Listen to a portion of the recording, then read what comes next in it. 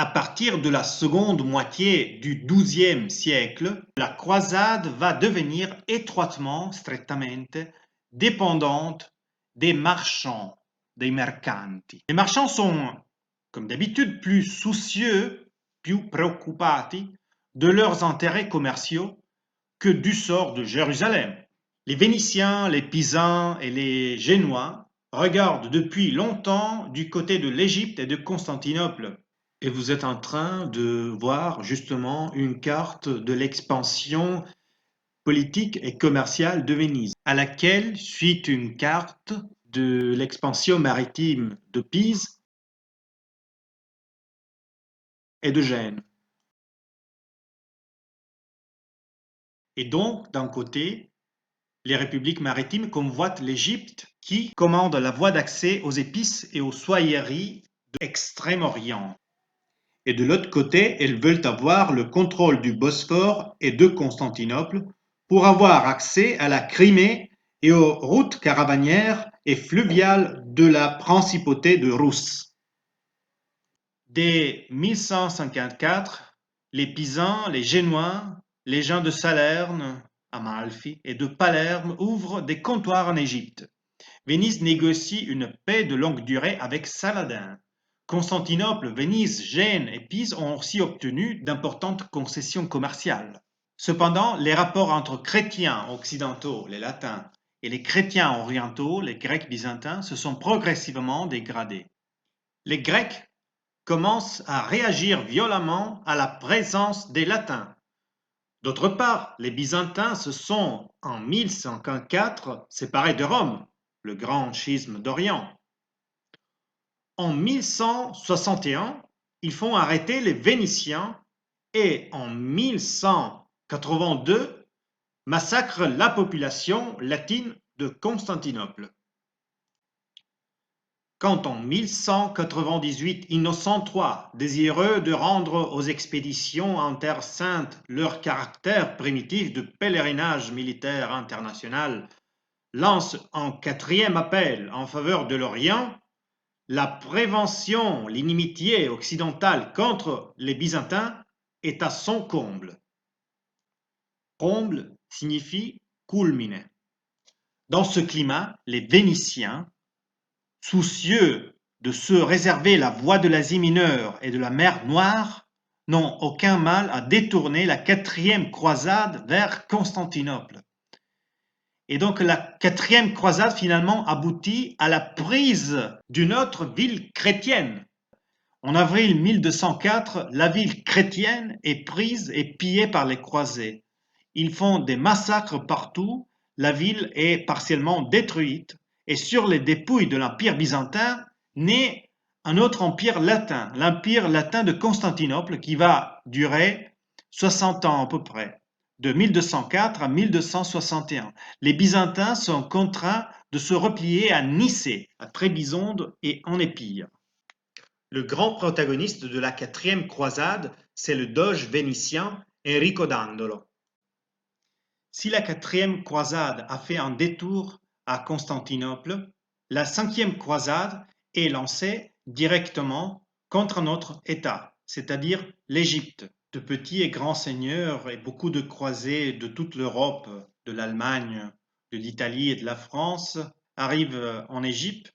Ils siègent la ville de Damiette, mais finalement, en 1221, ils sont contraints d'abandonner le port de la ville, en déterminant l'échec total de l'expédition. Une dizaine d'années plus tard, un peu plus tôt, en 1228-29, la sixième croisade est lancée par le pape Grégoire IX. L'empereur Frédéric II de Sicile, même s'il avait été excommunié, décide de prendre parti à l'expédition pour reconquérir les territoires du royaume de Jérusalem perdus depuis la conquête par Saladin, ainsi que sa capitale. Elle a été un succès pour les croisés, mais ses objectifs sont atteints, sono raggiunti, par la diplomatie d'un empereur excommunié plutôt que par ses combats, au grand scandale de la chrétienté. Cette méthode a créé un précédent qui influence la stratégie des croisades suivantes. L'intervention de Frédéric II a également été désastreuse pour les institutions du royaume de Jérusalem, qui, se retrouvant sans roi, manque désormais d'un pouvoir central et se retrouve en proie, in preda, à l'anarchie, parce que les différentes factions, les barons, les ordres de chevalerie, les compagnies maritimes commerciales, ont chacun leur propre politique, sans qu'un souverain puisse arbitrer leurs querelles, senza che un sovrano possa arbitrare le loro dispute. La 7e et 8e croisade se lient à une figure en particulier, c'est-à-dire Louis IX de France, autrement dit Saint Louis. Louis est un roi très catholique, ça va sans dire, et pendant son règne, des théologiens tels que Thomas d'Aquin, Tommaso d'Aquino, ou Albert le Grand, Alberto Magno, enseignent à Paris. Et le pays, en général, jouit d'un grand prestige culturel et intellectuel. Louis IX persécute les Juifs pour les convertir au catholicisme de force et soutient l'Inquisition menée par l'Église catholique avec la volonté de lutter contre les hérésies. Comme on a déjà dit, il participe à 2 croisades. La 7e croisade, qui est lancée en 1248. Le roi, les seigneurs et tous les croisés de France partent du port d'Aigues-Mortes, une ville médiévale qui existe encore, une merveilleuse ville sur la côte française du sud, pas loin de Montpellier.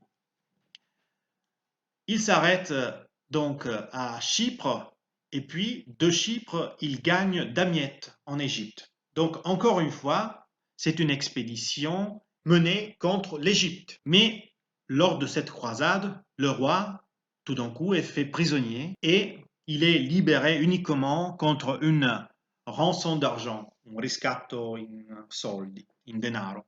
Après avoir été libéré, il décide de rester tout de même 4 années en Terre Sainte où il réorganise le système défensif des villes tout au long de la côte. Puis, en 1252-53, il fait son retour à Paris.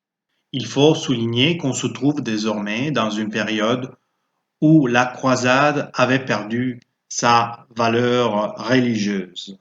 Personne n'y croyait plus. Alors que Louis IX, lui, il y croyait encore. Et il était tellement charismatique qu'il a amené avec lui des grandes armées. Mais au fil du temps, il devenait de plus en plus seul dans ce propos. Cependant, il décide de lancer la 8e croisade, qui est une seconde campagne militaire organisée par le roi en 1270, à la suite de menaces, in seguito alle minacce, que le sultan des Mamelouks fait peser sur les États latins d'Orient. Mais le 25 août 1270, le roi Saint-Louis meurt de maladie. Après la mort de Louis IX, le prince Édouard d'Angleterre, qui arrive trop tard pour participer à la croisade de Saint-Louis à Tunis, décide de se rendre en Terre Sainte avec 1 millier d'hommes. Il est bientôt rejoint par son frère et divers renforts, rinforzi.